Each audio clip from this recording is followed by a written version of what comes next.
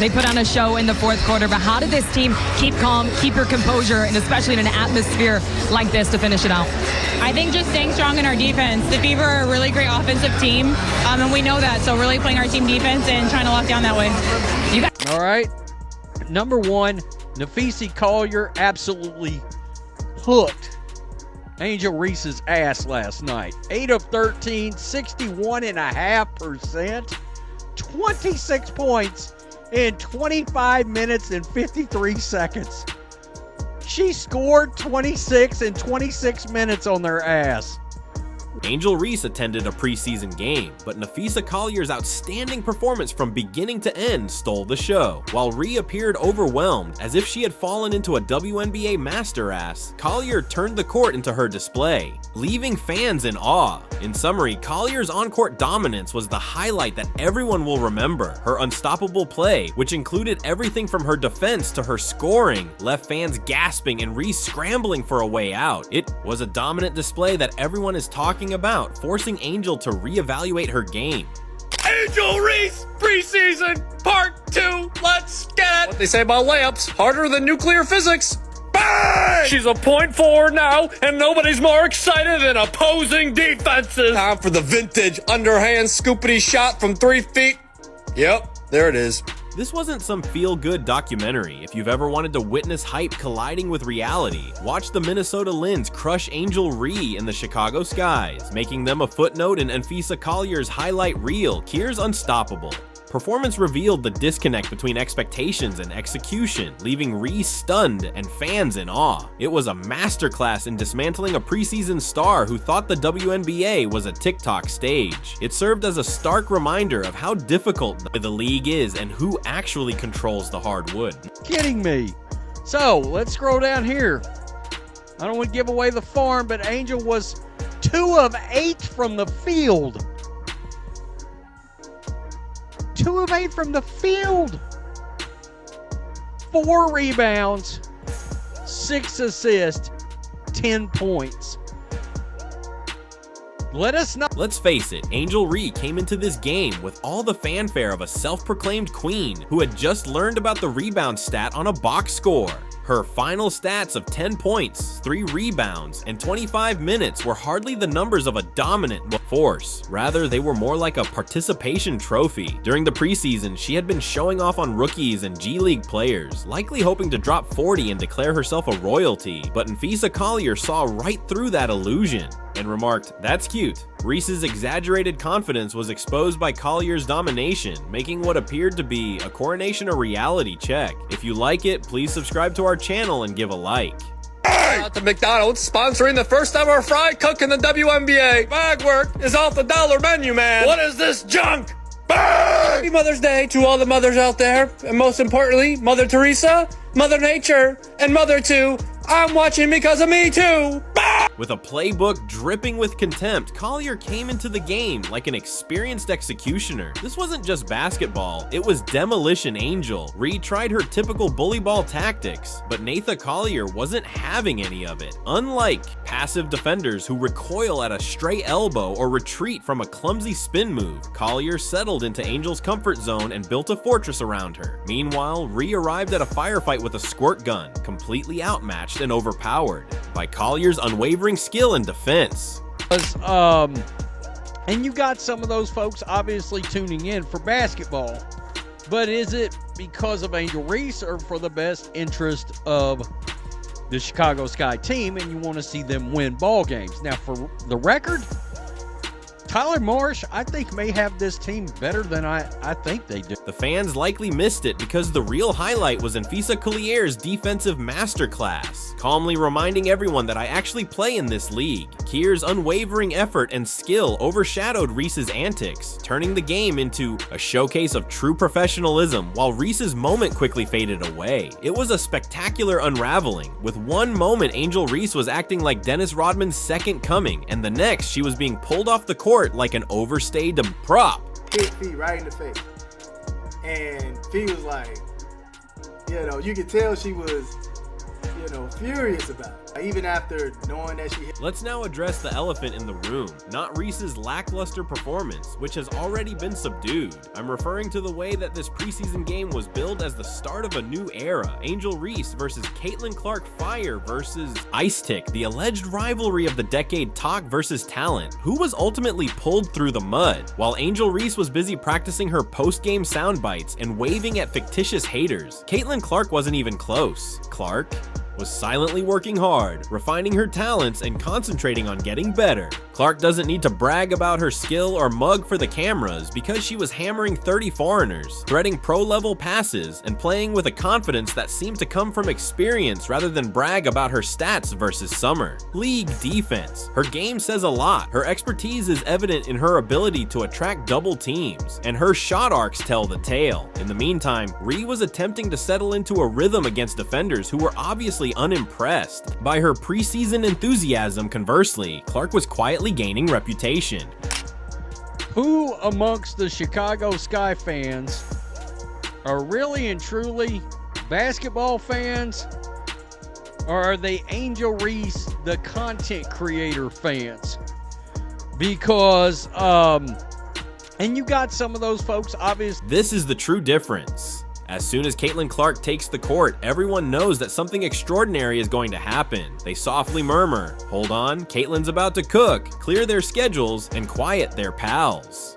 It's a moment of excitement based on her history of incredible plays, but when Angel Ree takes the court, it's a complete toss-up. Will she get fired up with trash talk and grab a few rebounds, or will her energy be more attitude than impact with a few turnovers scattered throughout your bets? Reese still struts around like she's Caitlyn's equal, which is a hilarious aspect of the story. It's like showing up to the Olympics in a potato sack and insisting you're Usain Bolt. Clout is something that Caitlyn Clark exudes. She doesn't need to seek it. Whether it's a silky assist or a deep three, her skill speaks for itself. Conversely, Ree is out here, trying out for a WNBA Dancing with the Stats competition around the paint in the hopes that someone will notice her flair. But let's take a closer look to get a better idea. The media machine that turns every little moment into a cultural event and turns every blink and breath near a basketball game into headline material is the source of Angel Ree's hype, which isn't just her problem. However, when she faces players like Napheesa Collier, who treats her like just another jerk to shut down, the silence is deafening. No viral posts or retweets. Joel Reese, preseason basketball, let's get it. Bang! How about a little less time at the Met Gala and more time in the layup line? How about it? Bang! More time at the free throw line. How about that? Bang! I heard the Chicago Sky are running a play called Giraffe. It's where they just give it to Angel Reese and she just goes ISO. Hey, someone get the zookeeper. This one's escaping. Oh, but Caitlyn, she gets roasted for everything. Breathing, problematic, scoring, selfish, smiling elitist, apparently being ridiculously talented at basketball, and not turning every layup into a Broadway show is now offensive. Meanwhile, Angel Ree can go 3 for 11 foul out and still be praised as a hero of the resistance. And let's give Napheesa Collier her recognition. She didn't just block Angel on the court, she blocked her whole aura. She reminded everyone that real WNBA veterans don't need ring lights or hype trains. They just show up, lace up, and dismantle whatever viral fantasy appeared that night. Collier didn't need to talk trash. Her defense did all the talking. Every missed shot from Ree was like another punchline to a joke. She never saw coming if Angel Ree doesn't realize that this isn't Instagram Live anymore. It's going to be a long season. This is the WNBA, the league, where Caitlyn Clark, Napheesa Collier, and the true hoopers thrive. Not influencers in sneakers or drama queens with a crossover. It's about players who grind in silence and tort you in prime time, not social media storms or viral moments. Skill and perseverance are more important than publicity and hype in the real game, which is played behind the scenes. Is a total joke as one of the best players, somebody that you would definitely believe is a top 3 or 4 player in all of the WNBA, gets shoveled out. And we all know why. I mean, good grief, seriously. And we've got some updated WNBA MVP odds.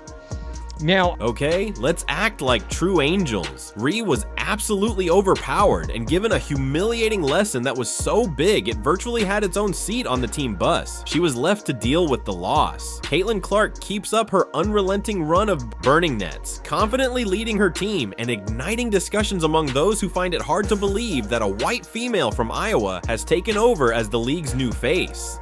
What if this was supposed to be the start of a ferocious Angel? Since it's Caitlyn versus silence, at the moment, someone needs to urge Angel to actually show up in the Ree versus Caitlyn Clark rivalry. Clout versus Caitlyn versus Chaos, and spoiler. While Caitlyn is winning that battle, Napheesa Collier is enjoying a cup of tea and relaxing with her feet up, wondering why everyone is so shocked. Ree is still looking for the elevator button, even though Caitlyn Clark constructed the entire building. I think that the person who is going to rise the most or even surpass in scoring in the league is Napheesa Collier. She had a fantastic year last year in so many different ways. They were so close, the Lynx were so close to winning the championship. And when I look at her drive and how she is as a player and how she steps up in such big ways, I can just see Fee go. To be honest, this is just the preseason. The games don't really matter yet, and Angel Reese already appears worn out if she's wheezing after just 25 minutes against a tough defender like Napheesa Collier. What will she do when the regular season heats up and playoff contenders begin to circle? Perhaps she should start preparing for the All-Star Game dance-off, as that might be her only highlight reel if things continue this way. Meanwhile, Caitlyn Clark keeps doing what she does best, dominating with ease, as if it were instinctive. She doesn't need preseason to make a statement. She's not chasing headlines. The headlines follow her, but she's not actually creating rivalries with dramatic hand gestures or subliminal shots like she's the lead in a WWE storyline. Instead, she just grabs the ball, scores 25 points, and dish out 10 assists, then exits the court as if she was just running errands. The most hilarious aspect is that those attempting to turn this competition into a titanic battle are deceiving themselves. It's more akin to a 10-car hype train colliding with the wall of reality. In the end, it's obvious that one is a polished superstar and the other is still figuring things out. The Clark versus Reese storyline is like comparing Filt Manan to Cafeteria. Meatloaf. One is seasoned, refined, and loved by fans, while the other is undercooked, oversold, and still convinced it's worthy of a Michelin star. Speaking of the Chicago Sky, their fans, the Angel Reese fans, have been pretty quiet after that game against Brazil. She's the greatest player on earth. All the work she's put in this offseason, she's a changed player.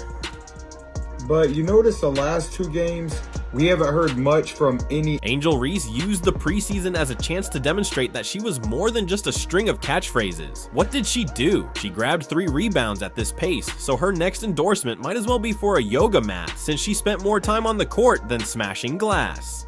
Hustle cannot be taught, and it seems that it cannot be marketed either. And let's not forget about the turnovers. Oh, she had those too, like when she was giving away gifts at a charity function. She was so giving with the ball that she might as well have been nominated for WNBA Humanitarian of the Year.